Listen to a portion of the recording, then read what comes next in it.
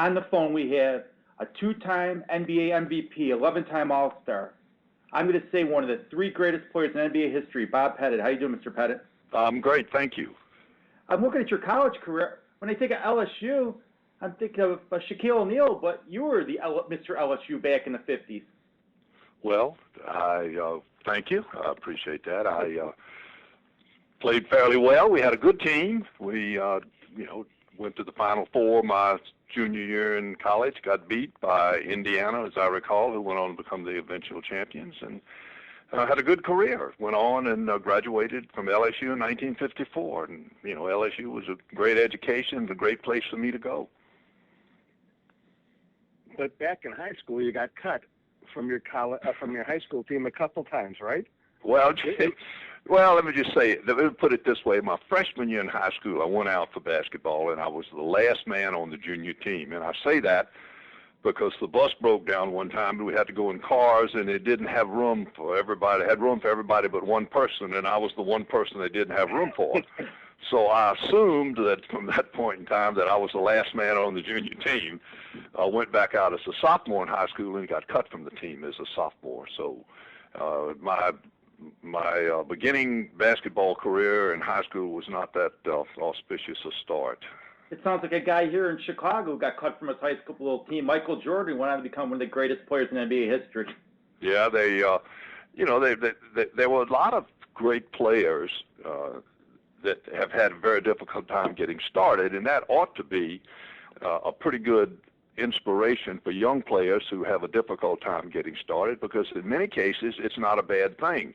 And the reason I say that is if you are determined and you have the mindset, it forces you to work that much harder to get the talent and the ability to play. And once you start getting your coordination and your growth and things, then all that hard work you put in pays great dividends. And that was the way with me. I went out, my parents, I put a light in my window in the back bedroom and had a goal out in the backyard and would go out at night and shoot for a couple of hours. Why? I was determined to be a basketball player.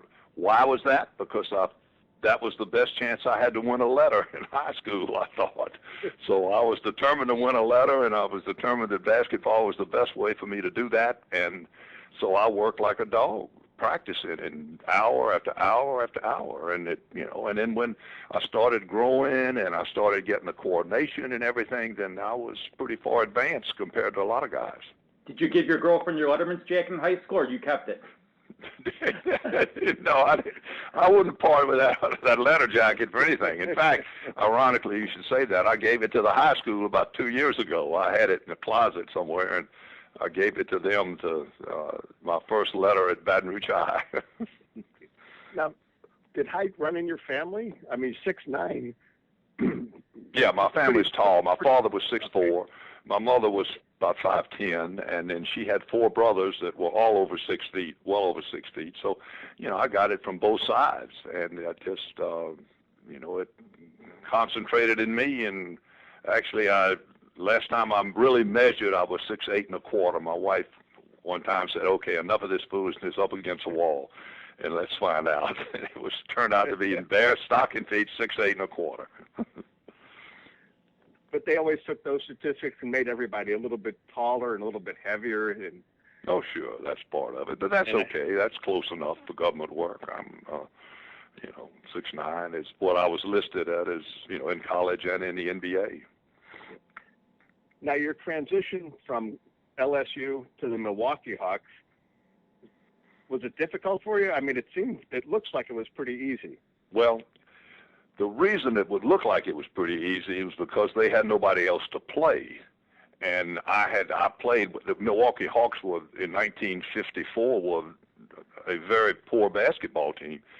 And being the first-round draft choice, I played every minute of every game, no matter how I played. If I'd have gone with the Minneapolis Lakers in those days or another team, a better team, then I wouldn't have gotten that education that fast, because they would have, started playing me 3 minutes here and 5 minutes there. Well, with the Milwaukee Hawks, I played the full game every night, no matter how well I played or how poorly I played. And my coach my first year was Red Holzman, who many people remember as the great coach of the New York Knicks. But Red Red was our coach in Milwaukee, and he wouldn't get into the Hall of Fame because of that Milwaukee team. I'll guarantee you that. But he took one look at me and watched me, and he says, and I was a center in college, and he said, "Bob, get out. You're a forward." We had a big center, Charlie Scher, who was was a really big, strong, competitive center who really had a good career. Charlie was our center, and he said, "You're a forward. You go outside and start playing." And of course, basically, I learned by trial and error. And that's the huge difference to me between basketball now and basketball what it was 50 years ago. In high school, I had no summer leagues, I had no coaching, I had no AAU teams, I had no all-star games, I had nothing. Everything I learned basically, and this is basically I learned by trial and error. And that's pretty, that's not a very good, my high school basketball coach was assistant football coach. And so he didn't come out for basketball probably till December 15th, and we've been playing games before then. So I learned by trial and error. And fortunate, I learned enough to take it, step by step, and get my letter by the time I was a junior in high school, and get a college scholarship. And I went to college, and I had a good teacher in college, and a man named John Chaney. John had played a few years with the Syracuse Nationals, so he had a professional career, and he really was a help for me learning to play the pivot. So I did get some help there, but my high school was just trial and error. When you played the Lakers, who were you going up against? Vern Mickelson and Pollard? Yes, exactly right. That was my first year. We played as Mikan had retired, as I recall, and Vern Mickelson, and I think Clyde Lovellette was the center on the Lakers in those days. And they had Mickelson, Pollard, and Slater Martin, and I think the other forward was Whitey Skoog, I think was the Lakers' other guard. So, yes, that was their team, and they were still a very, very fine basketball team, even without Mikan. And then Slater and Clyde ended up as teammates of That's right. St. Louis. That's correct. Slater was a great piece in our St. Louis rise to being a powerful team in the NBA. We needed a Slater Martin, and Ben Kerner went out and worked a three-way trade, as I recall, with the Knicks and the Lakers and St. Louis, and Willie Knowles, who had a great career with the Knicks. Willie Knowles was involved in that trade, and we wound up with Slater as our point guard, as you would call him today, and he was an incredibly valuable part of our team, and he ran the team. He could bring the ball up the court on no matter what press was, and it was laughing. I had a conversation with Bob Cousy about a week ago, and I've been in Houston for a while, and I've seen a lot of Slater in the last couple of months, and I told Bob that, I saw an old friend of yours. I had dinner with him the other night, and Slater Martin, and Bob started laughing. He said, "Man, I had nightmares about him." He said he was all in my my game. It was every time I turned around, there was Slater playing me on defense, and he was probably the best defensive player that ever played me. This is Cousy saying that, who is a pretty good authority on basketball. So Slater was a valuable addition to our team, and we were able to with him coming, we were able to take it and went on and played the Celtics 4 times in the championship series in those late 50s and early 60s years, and didn't do real well. We beat them once and lost 3, but they probably were the greatest team that's ever been assembled in basketball. Did you ever think to yourself, if the Hawks had not traded Bill Russell for McCauley, you and Russell would have been phenomenal and won probably 8-9 championships together? Yes, we don't think about it a lot, but yes, I have thought about it, and Bill would have been obviously, in my mind, Bill Russell's the greatest player that ever walked on the court. Now in Chicago, you're going to say Michael Jordan, and you should. He was a phenomenal player also. I just didn't play against Michael Jordan, and so I don't know how, from watching, I know how great he was, but in my mind, if I had to start a team of all the players that ever played, and they were all in their prime, I'd pick Bill Russell. He was that dominant a player, and it's amazing to think a man that concentrated on defense and rebounding like he did could be that valuable, but he was. And he would have been would he been a great addition to St. Louis? Absolutely. But we got 2 Hall of Fame basketball players for the rights. Maybe a lot of people don't remember, but we had the 2nd pick in the draft that year, and the 1st pick was by the Rochester Royals. So there was no guarantee that Russell would be available when the time came for us to pick the 2nd pick. It turned out that Rochester took Cy Hugo Green as the 1st pick, leaving Russell available for Boston, who now had our 2nd pick. But there was no guarantees that Russell would even been available. And as I started to say, we got 2 Hall of Fame players in Cliff Hagan, and Ed McCauley. So it was a pretty good trade for both teams. Yeah. And you eventually ended up with Cy Hugo Green on the Hawks as well. Yes, we did. Cy Hugo wound up on the Hawks. Yeah. Now, what? We had a lot of players come through St. Louis. I'm going to tell you, Ben Kerner was unhappy. We lost a game. He was looking around to see who he could trade for. Yeah. Now, the best hook shot I ever saw was Cliff Hagan. Was there a better hook shot player? Oh, I think not really. I think Cliff had the best form of any hook shot shooter I've ever seen. It was incredible, either left or right-handed, and it was a beautiful thing. And if you had to have a player to watch a video of somebody shooting a hook, I'd pick Cliff. He was that good. It was an incredible shot, and he had great form and was very deadly with it. If you were to put together the top 5 players of all time in every position, do you have a team you'd like, your dream team? No, I'm not. I really don't. I'm just telling you, as I said earlier, Bill Russell would be my center. But and people often ask me. Let me kind of answer you this way. People often ask me, could the players of my era, how would they do, and in the game today? And I will tell you, I defy anybody to tell me 2 better centers than Wilt Chamberlain and Bill Russell. Of course, Kareem, you would have a great argument with Kareem because he was such a sensational player. But Russell and Chamberlain, you had Elgin Baylor, Oscar Robertson, Jerry West.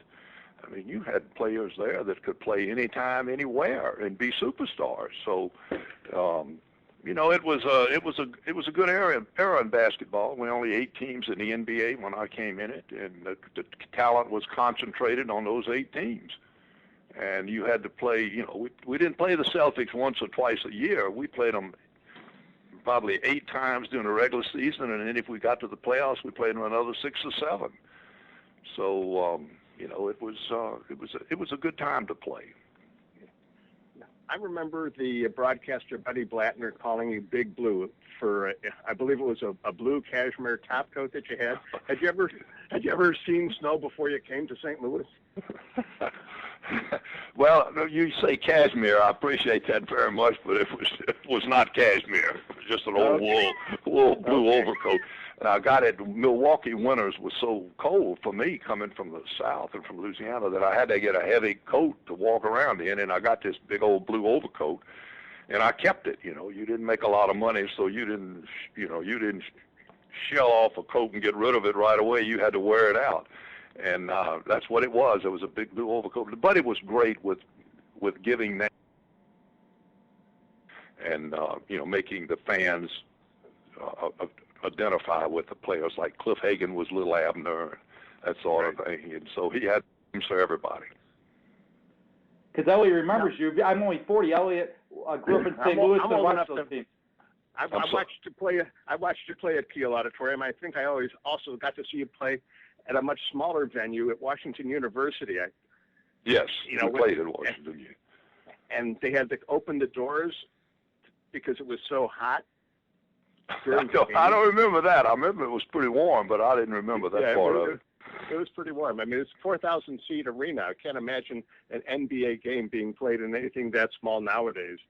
No, you can't. In those days, Kiel Auditorium was not available. They had, some other Ice Capade or something else was using it during the playoffs that year, and we couldn't get the arena out, which seated about 16,000. So we got to Washington University, and I remember it very well. I remember I played with a cast in that playoff series. I'd broken my left hand, and played the series with a cast on. So I remember Washington U very well. I remember we won the series, I think, against Fort Wayne and threw Marty Blake into the swimming pool at Washington U. And it is all of it, his suit and all of his clothes. Yeah, the only problem was he couldn't swim. Well, he couldn't sink either. Well, that's he true. floated, I'll assure you. He would tell you the story that he was going to sink because he had all the coins from the sale of the programs in his pocket. Right. What That's his story. What was your favorite moment in the NBA? What was what now? Your favorite moment in basketball? Oh, it'd have to be 1958 when we won the championship that year. That was had to be my favorite time in the NBA, my favorite game and everything. That was a highlight of a career for me. That series against the Celtics that we won the championship. You know, you think back, and then if you'd asked me, was that going to be the only championship we'd won at St. Louis, I would have said, well, certainly not. I thought we had a team that could win 2 or 3 championships, but it turned out that was the only one, and you know, it's have to be the highlight of anybody's career, and particularly mine. Okay. Now, I recall a season where you broke your right wrist and you were shooting left-handed. Does that sound correct? No, I broke my left wrist twice, 2 straight years, and played with a cast on my left hand. Okay. Right away. I never had a cast on my right hand, but I'll tell you, I think that was Dolph Shays. And I think Dolph, that's why he had developed a left-handed shot, because his right hand he'd broken it, and he became proficient in either hand. And I think that was the thing that taught him to shoot left-handed. Who gave you the most trouble defensively? Oh, I don't know. I would say, you know, even though he didn't play me, I would say Russell was the one that you worried about mostly on defense, because, you know, I could pretty well get by anybody that played me.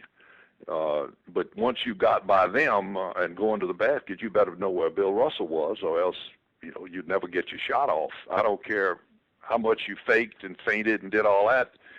He wasn't going to go for it. He'd just wait and block your shot.